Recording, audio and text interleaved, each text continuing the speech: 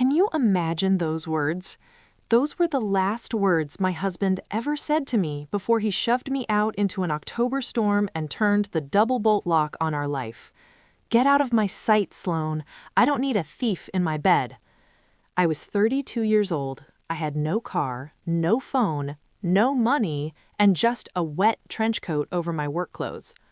4 hours later, the private investigators called him, and when he heard what they actually found in the safe, his face went as white as a ghost. But by then it was way too late. My name is Sloan Sterling. I'm 35 now, sitting in my apartment in the city, watching the rain slide down the window. There's a letter on my kitchen table, shaky handwriting on cheap hospital stationery. After 3 years of silence, my husband wants to see me, says he's dying, says he's sorry. Funny thing about rain, it always takes me back to that night, October 14th. I remember coming home from the winery like it was any other Tuesday. I had dirt under my fingernails and the scent of crushed Cabernet skins clinging to my skin. I was thinking about dinner, about the new irrigation blueprints I'd aced, about the vintage we were finally going to bottle. I was thinking about normal stuff. I had absolutely no idea that in less than 2 hours, I'd be walking alone through a freezing storm, wondering if my heart was actually going to stop. The moment I stepped through the front door of our villa, I knew something was wrong. The air felt heavy, like a volcano about to explode. My husband, Arthur, was standing in the foyer looking like a man who had seen a demon. His face was the color of raw meat. His hands were shaking, and he was holding a wad of bank statements in one fist and a set of keys in the other. My sister, Clara, stood right behind him. She was 30, 2 years younger than me, and she had this expression on her face. Concerned, worried, heartbroken. The perfect picture of a devoted sister who had just discovered something terrible. But I saw her eyes. I caught that little flicker she couldn't quite hide. Satisfaction. Our mother-in-law, Beatrice, hovered in the kitchen doorway, arms crossed, saying absolutely nothing. That was her specialty, saying nothing while bad things happened. Arthur didn't even let me take off my coat. He started screaming like I'd set the vineyard on fire. He said I'd been stealing from the estate for months. He said I'd been selling our secret soil formulas to the competitors in the valley. He said Clara had found the evidence, cash stuffed in my desk, a burner phone in my nightstand, emails proving I was planning to leave him and take half the company. I tried to explain. I tried to tell him I'd never touched the accounts. I'd never even seen that burner phone. But the words died in my throat because I realized something horrible. He wasn't listening. His mind was already made up. Clara had spent the whole day preparing him, feeding him lies like poison wrapped in sugar. She stood there looking devastated, telling him she'd tried so hard to help me. She said she hadn't wanted to tell him, but she just couldn't watch her sister destroy the family legacy anymore. It was a masterpiece performance, and Arthur swallowed every word. Arthur grabbed my arm hard enough to leave bruises and dragged me toward the door. My work bag was right there where I dropped it. He picked it up and threw it at my chest so hard I stumbled backward onto the porch. Then he opened the door. Rain was already coming down in sheets, thunder rolling in the distance. And Arthur looked me dead in the eyes and said those words again. "Get out of my house. I don't need a thief in my bed." The door slammed, the deadbolt clicked, and just like that, at 32 years old, I was homeless. I stood on that porch for maybe 10 minutes, completely frozen, not from the cold, though that was coming, but from shock. I kept waiting for the door to open again, waiting for Arthur to realize he'd made a mistake, but nobody came. My phone was sitting on the charging dock in our bedroom.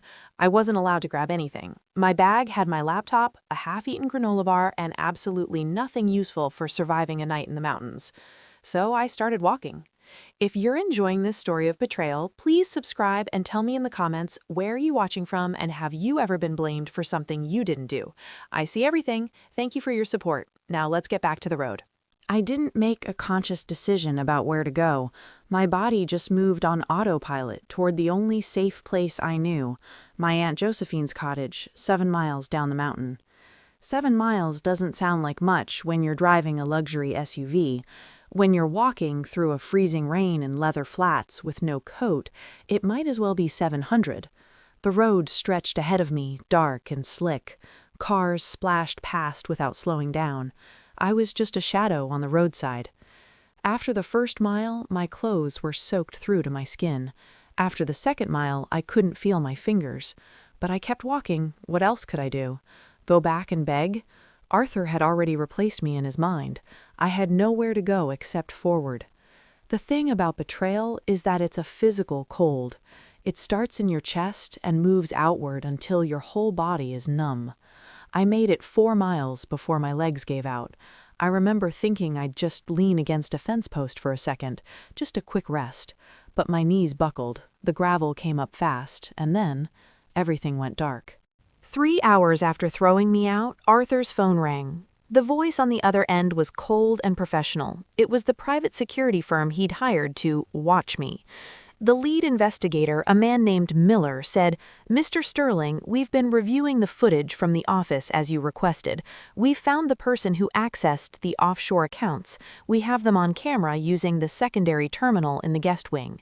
Arthur replied, his voice full of bitterness, "I know. My wife is already gone. I caught her." There was a long silence on the other end. Then Miller spoke again, and his voice sounded like lead. "Sir, it wasn't your wife. We've identified the person on the biometric scan. It was your sister-in-law, Clara. And, sir, she wasn't just moving money, she was deleting the crop insurance files for the entire harvest. You're about to lose everything." My husband's face went as white as bone. I know because the investigators told me later. He looked like a man watching his whole life crumble in slow motion. He turned to look at Clara, who was still sitting on our velvet sofa, sipping a glass of wine, and for the first time her perfect mask slipped. I don't remember much about collapsing.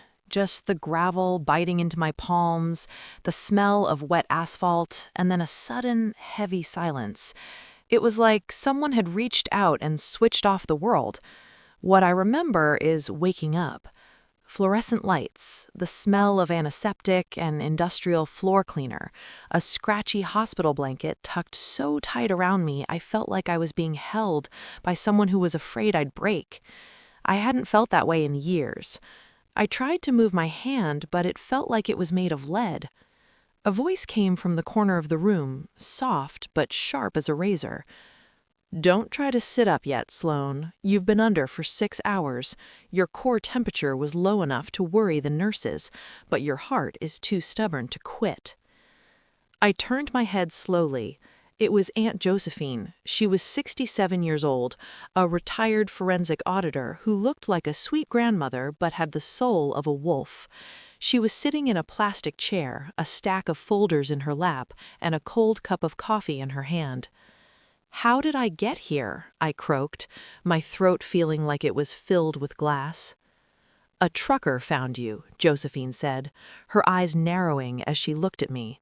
"He thought you were a fallen branch until he saw your shoes. He stayed with you until the ambulance arrived. And while you were sleeping, Arthur showed up. He tried to get into the room. He was crying, Sloane, begging the nurses to let him see his poor, misunderstood wife." I felt a surge of nausea. "What did you do?" Josephine smiled, and it was a terrifying sight. I told the security guard that if Arthur Sterling stepped within 10 feet of this door, I'd have him arrested for domestic endangerment. I reminded him that throwing a woman out into a storm with no means of communication is a crime. He turned white and left.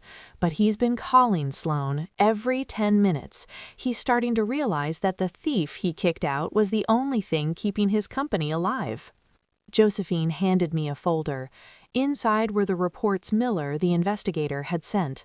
While I had been freezing on the roadside, the investigation into the Sterling estate had exploded. It wasn't just the $200,000 Clara had stolen. It was the shadow ledger. Clara hadn't just been framing me, she had been selling the Sterling estate's private client list to a mass-market conglomerate. She had been taking kickbacks to replace our premium fertilizers with industrial waste. She was literally poisoning the soil I had spent 15 years perfecting. I looked at the photos of the biometric scans, Clara's face illuminated by the glow of my office computer at 3 a.m. "She didn't just want the money, did she?" I whispered. "No," Josephine replied. "She wanted your life. She thought she could delete you and just step into the frame. She forgot that you can't fake a decade of expertise with a new wardrobe and a fake smile." I didn't go back. Not that week. Not that month.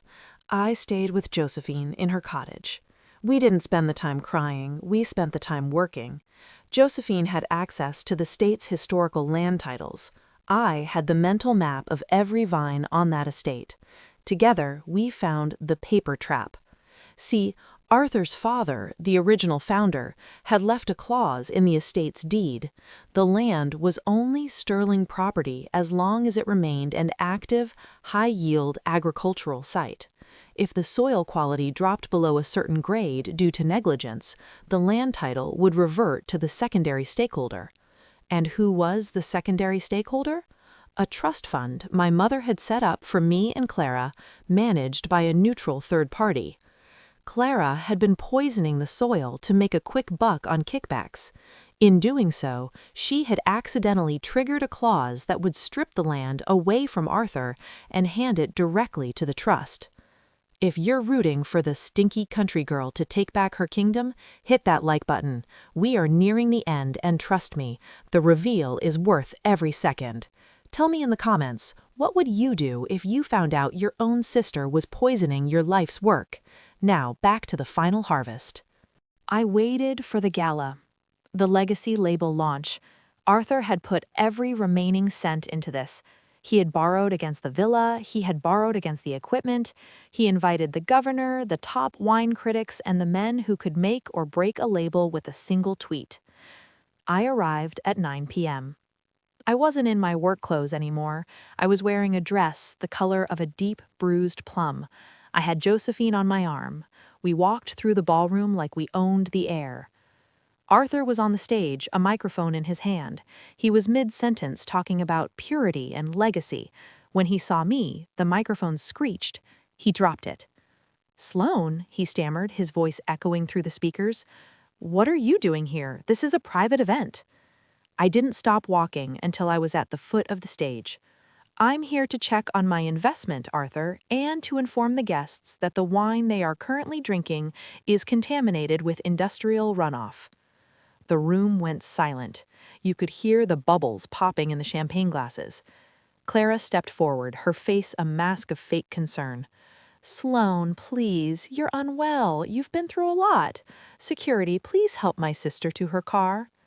"The only people being helped to their cars tonight, Clara, are the federal agents waiting in the driveway," I said, my voice steady and cold. I pulled out a tablet and hit broadcast. The massive screens behind Arthur, the ones that were supposed to show beautiful shots of the vineyard, changed. They showed the shadow ledger. They showed the wire transfers from Clara's account to the waste disposal company. They showed the soil reports from the city lab. And finally, they showed the deed to the land. I looked at Arthur and said, "As of 4 p.m. today, the Sterling estate is no longer yours, Arthur. Because of the negligence clause in your father's deed, the land title has reverted to the Graham Trust. And since I am the primary beneficiary, I've decided to terminate your residency, effective immediately." Arthur looked at the screen, then at Clara. He let out a sound that wasn't human, a broken, strangled cry. He turned to her and shouted, "You told me the soil was fine! You told me she was the one stealing!" Clara tried to speak, but the mask was gone. She looked like a cornered animal. The feds moved in 5 minutes later. Clara was arrested for environmental fraud and grand larceny. Because Arthur had signed the legacy label quality guarantees himself, he was held personally liable for the millions of dollars in fraudulent sales. The estate was shuttered. The villa was seized. 6 months later, I was back in the vineyard. I was wearing my old sneakers and my favorite work shirt. I was kneeling in the dirt, the morning sun warm on my back. I was pulling the poisoned vines, one by one. It was going to take years to fix the soil. But I had time. My phone buzzed. It was a message from Miller, the investigator. "Arthur is at the Maple Grove Care Center," he said. He had a stroke during the trial. He's been asking to see you. Says he wants to apologize before he goes." I looked at the letter in my hand, the one that had been sitting on my kitchen table for weeks, the one I started this story with. I didn't go. I didn't need to hear his apology. Apologies are for people who made mistakes. Arthur didn't make a mistake. He made a choice. He chose his ego over the woman who built his world. He chose the pretty lie over the dirty truth. I stood up, wiped the soil off my hands, and looked out at the horizon. The rain was coming again. I could smell it in the air. But this time, I wasn't afraid of the storm. I was the one who was going to let it wash the land clean. If you think Sloan was right to stay in the vineyard instead of going to the hospital, hit that like button. And if you want to see how I finally bottled the first Purity vintage 3 years later, subscribe and hit the notification bell. Some things are worth the wait. Thanks for listening to my story. I'll see you in the next one.